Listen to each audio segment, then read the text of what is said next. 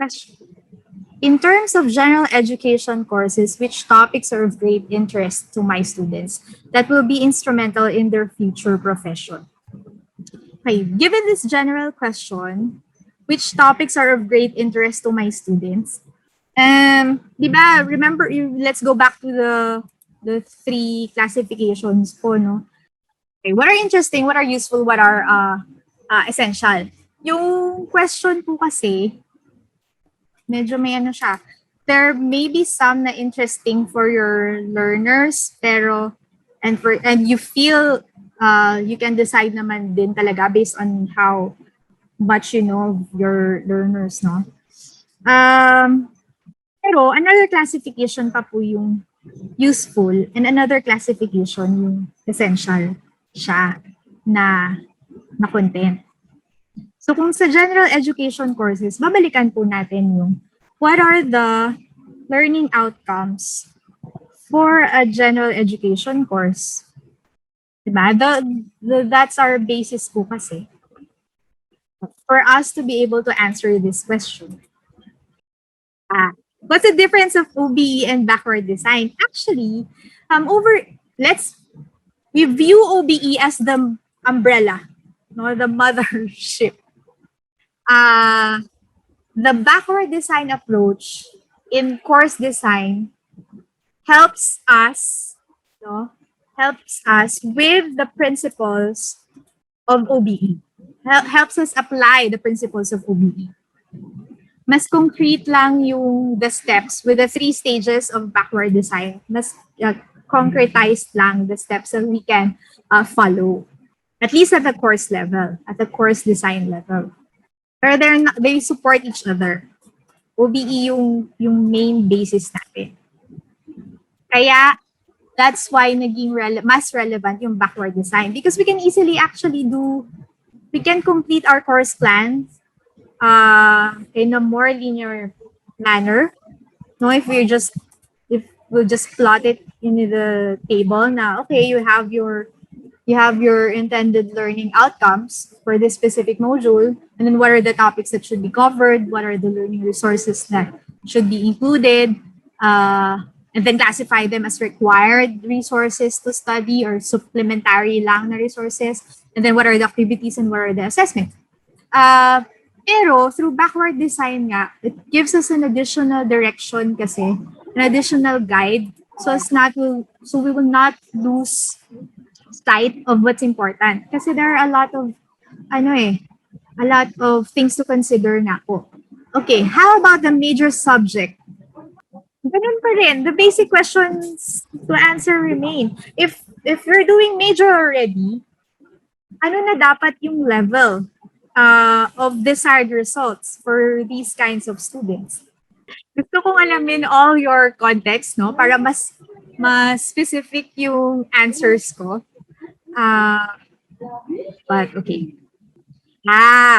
This one's an interesting question. Do we need to make use of the backward design process approach if the former design is also effective?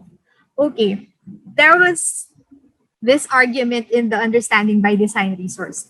How do we know po that the existing practice is indeed effective? What are our measures? How do we gauge po? The backward design approach naman is not telling us something new. It's just giving us a more concrete guide in terms of order. No, in a way, we're heavily encouraged, we're forced to think first of if you have your ILO, if you have your learning outcomes na, what will be the assessments needed then? No? For us to say na na-meet na tong learning outcome na to. And so on and so forth. So mas tapos dun lang yung mag-uumpisa. If assessments are misaligned with learning objectives or instructional strategies, it can undermine both student motivation and learning, which is, yes, actually the point raised by backward design. Kaya uumpisahan natin po sa assessment. I mean, assuming na clear na tayo sa learning outcomes natin, di ba? Hindi incidental kasi, if ever, yung magiging learning. No, I mean, we're gonna include all the resources that we think should be included and let be more activity focused kasi you find them engaging and effective in terms of motivating the students. Pero we're not really sure if they work, and we just hope, no? We just hope na merong learning na mangyayari. Ganun kasi yung danger dun sa existing na practice ng ilan. If not adhering to OBE and the backward design approach to designing the course and planning for the course.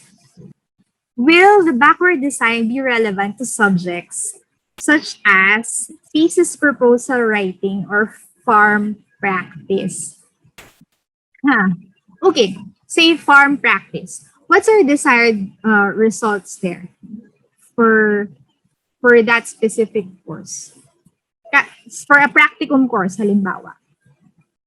Ganun, and then, when we're clear with the desired results, at the end of that course, ito yung na-envision natin na magagawa na, the students will be able to do, na alam na the students know, the students understand.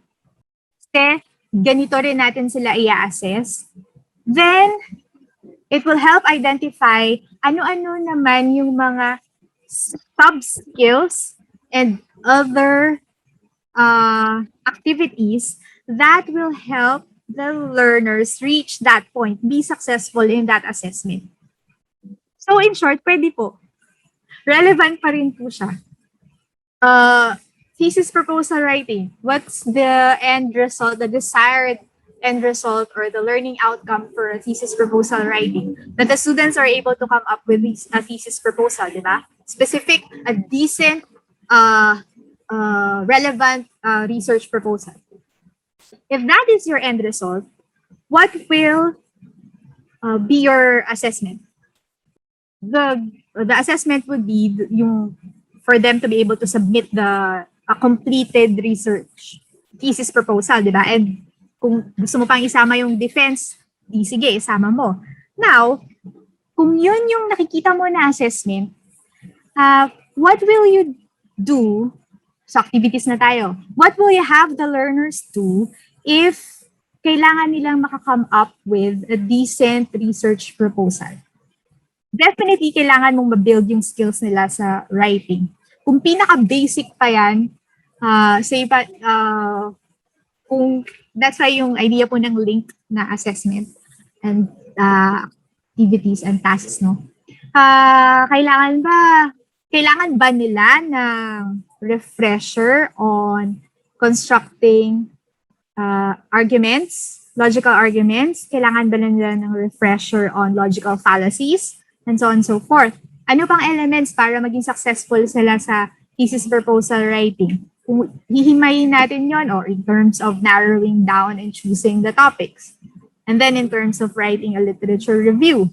Bago pa dun sa literature review, hindi ba dapat the students already know how to write a decent summary, how to do or adopt paraphrase and précis writing? And then pagdating din sa methodology, what are the different research designs that at least they have to be familiar with, and so on and so forth. Kung isasama mo pa yung the defense part, the presentation, oral presentation for the thesis proposal aspect, what are the things that they should know? What are the skills that they should have developed before they reach that stage, before they're able to successfully do that assessment, no, or meet the assessment criteria. So in short po, dun sa dalawang example na yun, pwede po yung backward design approach. How many learning outcomes are recommended in each module? Depende po yun dun sa how complex your course outcome is, that specifically should be reflected in that specific module. So that's why po nag-umpisa tayo dun sa course, nag-uumpisa sa course mapping. Dito ba in your curriculum development and review?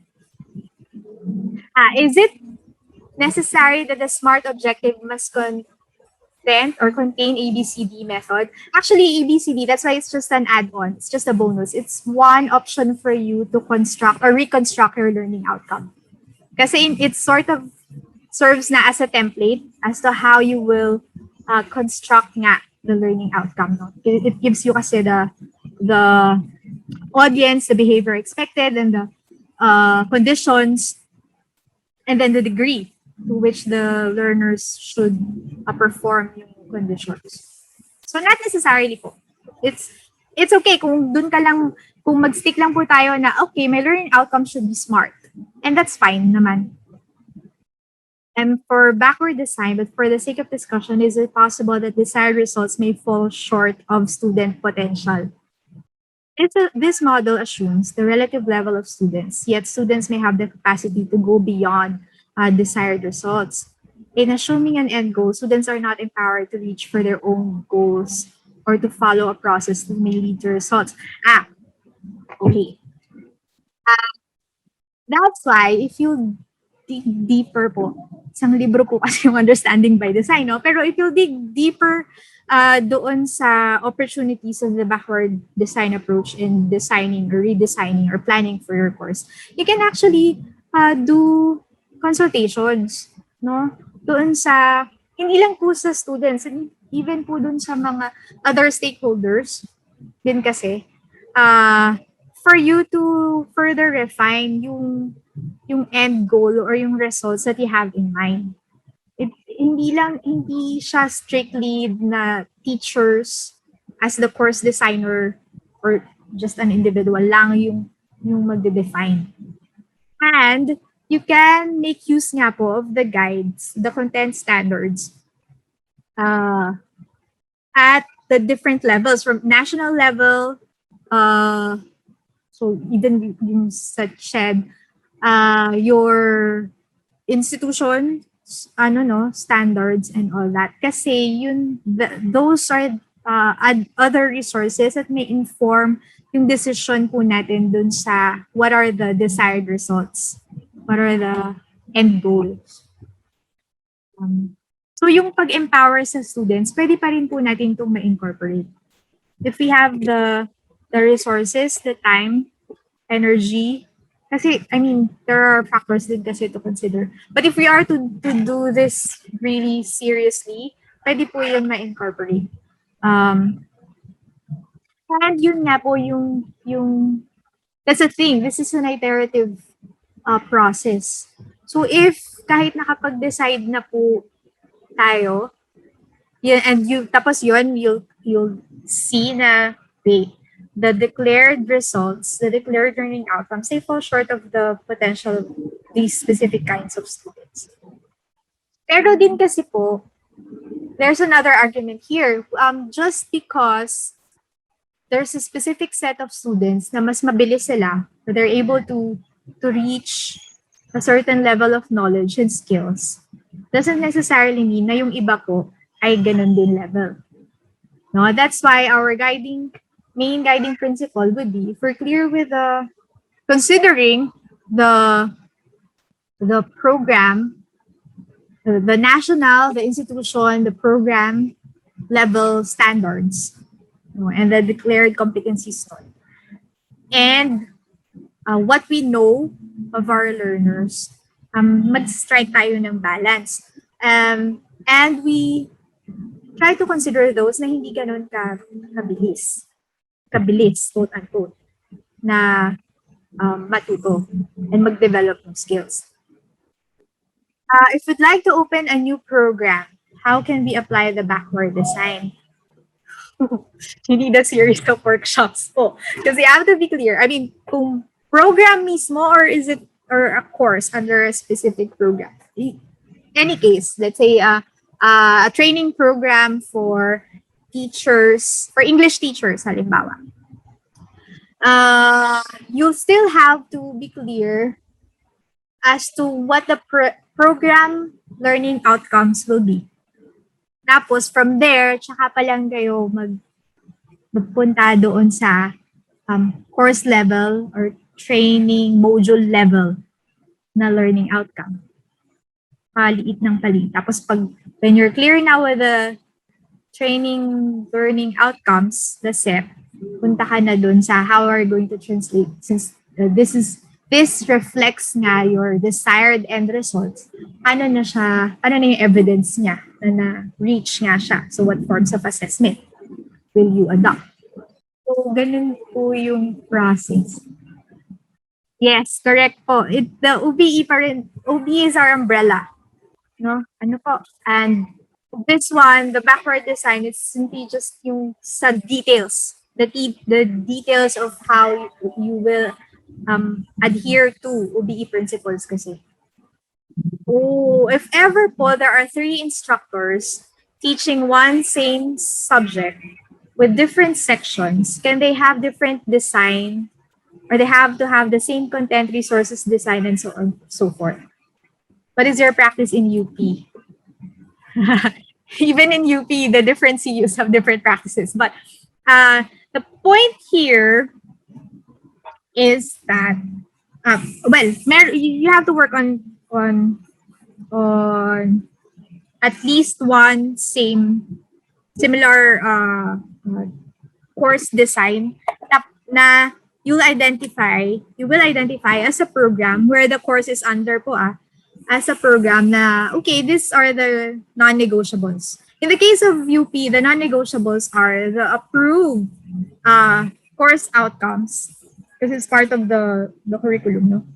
The approved course outcomes kasi those are the things that will be the basis for the module learning outcomes naman kasi. So may minimum. I guess your decision point here is what will be the minimum, no, na should be similar with these instructors. Yung ano din po kasi, kung clear naman po tayo dun sa desired results, dun sa learning outcomes, tapos we decide on the assessment na nga, you can always add the details na after of the learning activities, additional resources, and even the teaching strategies that you will do or you will adopt. Yeah, the sample and concrete templates for the details actually, since this is a presentation, so summary po yung pinresent ko. Nandoon po siya sa study guide. Tapos if you want pa po a more thorough discussion, kasi under each stage, 3 stages po siya, di ba? But the 3 stages of the backward design approach, they have they have details pa that you have to take note of, and they also clarify misconceptions, and they present issues na hindi pa actually resolved. I mean, it depends on the context, it depends on the situation. It's really up for discussion among course designers within an institution, so on and so forth. If you want yung mas specific, you read Understanding by Design book by Wiggins and McTeague. Isang libro po. Yung topic po na to, same thing with the rest of the the topics in this training program. For example, assessment. That's my dilemma po last year. Assessment in remote teaching and learning or in a more flexible learning environment. Pero medyo complicated yun kasi discipline-based and so on and so forth. So, yan. Yung related dito is it's similar to session plan. There's one resource I encountered. It's easier to understand. The backward design approach is simply a systematic task analysis. Ganun siya. So all elements ay sort of clarification. Since the backward design allows flexibility in arranging presenting topics, is it applicable also to professional subjects? Yes. I argue for yes. Especially kung there's a clear set of learning outcomes there. For design in assessment, specifically in assessment, actually, diba, I told you each stage meron pa siya mga details. Under stage 2, the determining acceptable evidence, they provided a template which is GRASPs, yeah, but that's more for performance tasks, no, na assessment, are more authentic. But there is also the continuum of assessment activities, assessment forms that you can choose from, uh, which are in line with backward design. Yung the details po of uh, learning, developing your course materials or writing the modules, the learning activities, assessment, and in terms of the content delivery na, the more flexibility and supporting your learners, dun po siya sa mga succeeding modules. As I mentioned, the second module is just a starting point. No? That's why ang output lang po natin is for you to be able to share your course plan, your draft, and even then draft course plan pa lang po siya. What are the pitfalls of backward design? If you're not sure where to take your students, no? Kasi diba, it all boils down to what are your desired results and why decide on those desired results. If you yourself, if you're confused with that basic answer, a basic question, it'll be difficult for you to adhere to backward design. And there's nga because it's it's a habit, I guess, or it's part of our routine nga, because we're experts in the fields we are in, or because of our professional experiences as teachers, it's easy lang, it's more convenient to just, identify what the seminal work or readings are, and then do activities that are proven to be engaging and motivating for our students, and then just hope na they all stick. They hope na you will reach the results that we desire or the goals that we set. Okay. Is the assessment, which is in the second stage, like a diagnostic test in the backward design? No po. As I mentioned, this isn't a one-time, big-time assessment by acceptable evidence na sinasabi natin. The stage 2 of the backward design approach is concerned with the healthy and relevant mix of your formative and summative assessments. That will help you gauge that the learning outcomes or a specific LO is met, is successfully achieved by the student. The backward design looks like a combination of session plan and OBE. I'm not sure what you meant by session plan, but I'm assuming that yes, because essentially, if you dig deep on the details po kasi, sometimes they just vary in the terms that they use, but the essence, the principles, they are similar, or at least they complement each other. Parang as teachers and course designers, it's really more of our task really is more of to gauge which of these combinations may work given our context. Para lang din po yan yung there are a lot of instructional design models out there, diba? But if you look at it, there are elements that are equivalent naman, or the same. So it's all a matter of which ID model will you adhere to and why. Ilang lessons po ang expected natin sa output? For this session, I'm just asking for a draft course plan or horizontal syllabus or course content. And then it's just the table.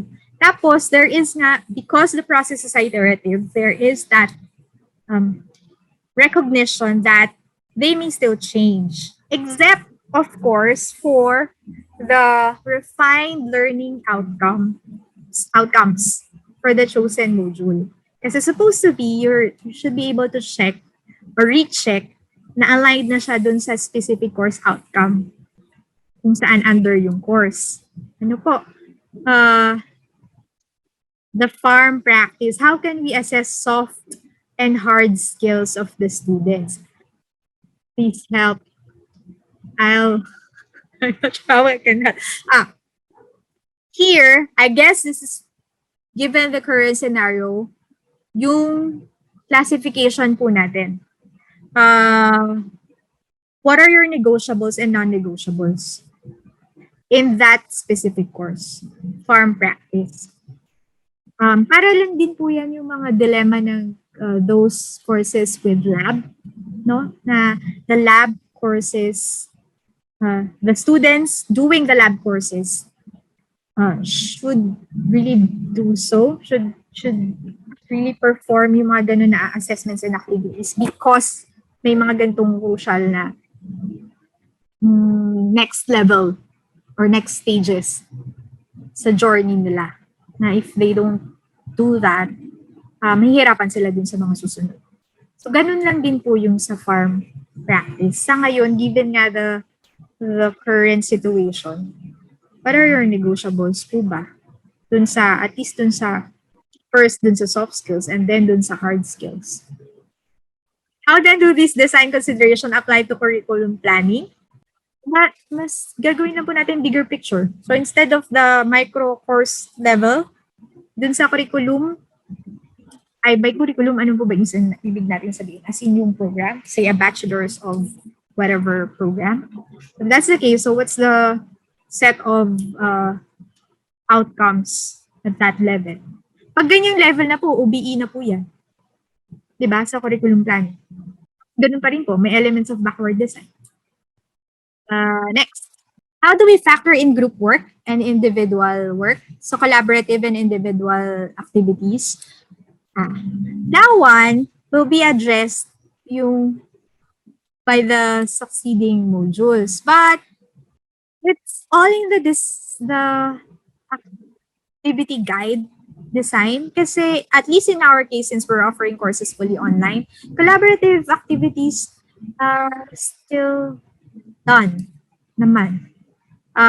It's just that the sets of guidelines, instructions that you need to provide your learners, especially if they're undergraduate students po, no?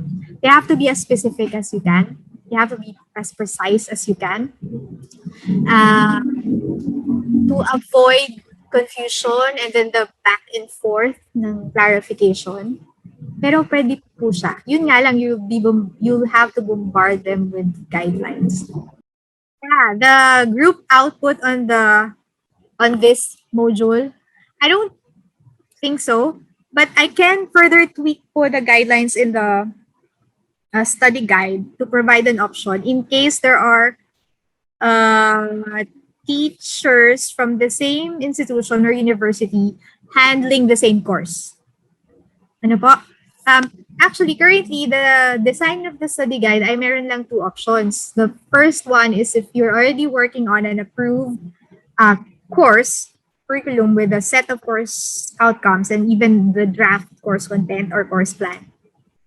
And then if you don't, tapos, if you want to focus on another goal of the training program, kasi you'll be asked to design a training program for other faculty, di ba? Or your colleagues or other higher institution faculty pa in your community. Or even nationwide. It depends on you kasi. So, pwedeng mas doon sila. I can add another, which is really a model or a manifestation of flexible learning. The too much work. That's one challenge really. If we are to be serious about adopting the backward design approach for all levels of course design or redesign. For Gen, especially if the nature really of the course is multi-pluridisciplinary. No? There you need to consult work with a lot of people. Yes. But how do you act on it? There's, you collaborate. What the measures, norms, and considerations po? That's why your institution has to have concrete evidence, no, at least to get a generic profile of the learners that will enroll in the next academic year. Kasi it will determine then your course design or redesign. Ah, there is actually the okay template for backward design. There is a template, yes, involving the three stages. It's just that the different aspects kasi, like for example, there are different facets of understanding. The term understanding, it's not the same as the understanding as in the second level ng Bloom's taxonomy, no? Yung mga ganun po. And then the essential questions to be answered. Pero the template I can provide naman. And it may be still useful. Ayun, should we make one for the whole semester? If you can, why not? But it's just a bonus. We're realistic here. It's since the course plan just serves as a starting point, just for a specific unit, or in our case, kasi we call it module. No? How would an administrator encourage the faculty do backward design as a method? Okay. First, if you have the chance, the opportunity to design a training program for your faculty, try to adopt backward design approach na rin in your training design. This is so you can demonstrate how it may be done.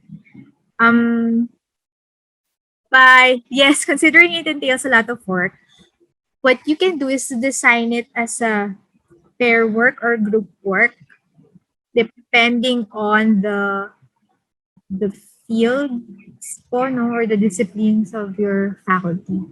Though, ayun din po kasi talaga, it's really difficult because it will require that the faculty do genuine collaboration and communication and sharing, no? Medyo baka challenging siya sa time ngayon if we're not, if cannot still maximize yung face-to-face. Pero there's no way around it. Another strategy siguro is you do it in chunks lang. I mean, we'll be realistic and we'll be kinder to ourselves. Na let's start first with the stage 1. Yung refining lang of the end results, that the desired results that we have in mind as are reflected in the final learning outcomes. Mas ganun lang po. Tool for course integration. Here, actually po, if we're clear with the desired results naman din po kasi, say, English, if we are to integrate a few na all about math.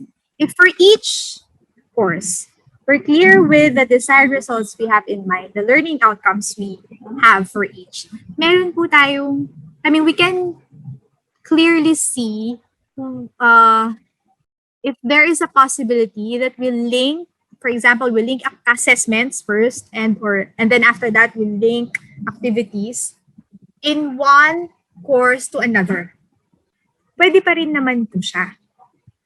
In my presentation on assessments, isa po yun sa strategy actually na I advocate for. Although, again, that will require collaboration. Ano po? Only how? We have to work. If I'm the English teacher, I have to work with the math teacher, and then we take a look at the curriculum for both courses. Tapos from there, we can further refine kasi, identify.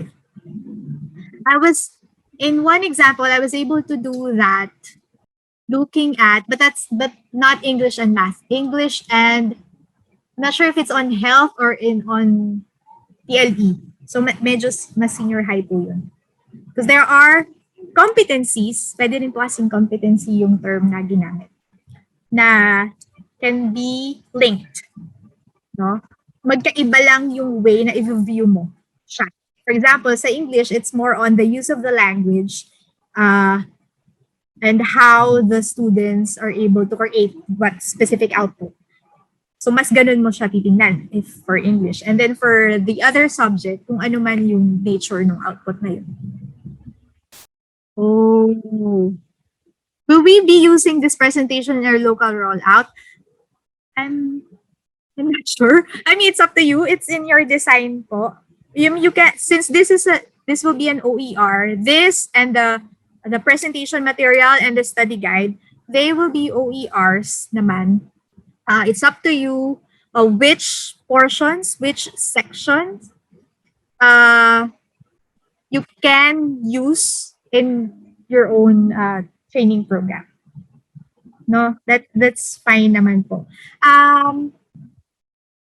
And sometimes din kasi, of course, you have a meeting first, planning first, no, as in consideration of the context naman din kasi. Baka hindi too general to or too vague pa to because it's just an introduction or a summary, yung mga ganyan po. This one, again, if the action verbs are related, personally, that's fine. The examples given, but you have to. I guess you just have to. The reminder would be you have to ensure na hindi double barrel yung formulation, that the students will get confused as to what will be expected of them. In this case, kasi, for example, if it's compare and contrast, then it's clear that all right, in whatever output that I have to do, there should be an element of comparison, pointing out the similarities, and there is an element of contrasting, so pointing out the differences of whatever given factors or ideas or concepts. No? Yes, the course site po, in the course site, it'll be posted in the course site, the video, just like dun sa module 1 and previous last year's meeting. And then there was an earlier comment yung about enrollment. I think you have to send an email to Model at Model because it's passive open. Distance e-learning. To Model at upou.edu.ph. Yeah, that's again po the recording of the presentation material, as well as the study guides will be available in the course site. Because they'll serve as open educational resources. Same thing then with the first module and the rest of the modules for the training. But thank you for engaging in today's session.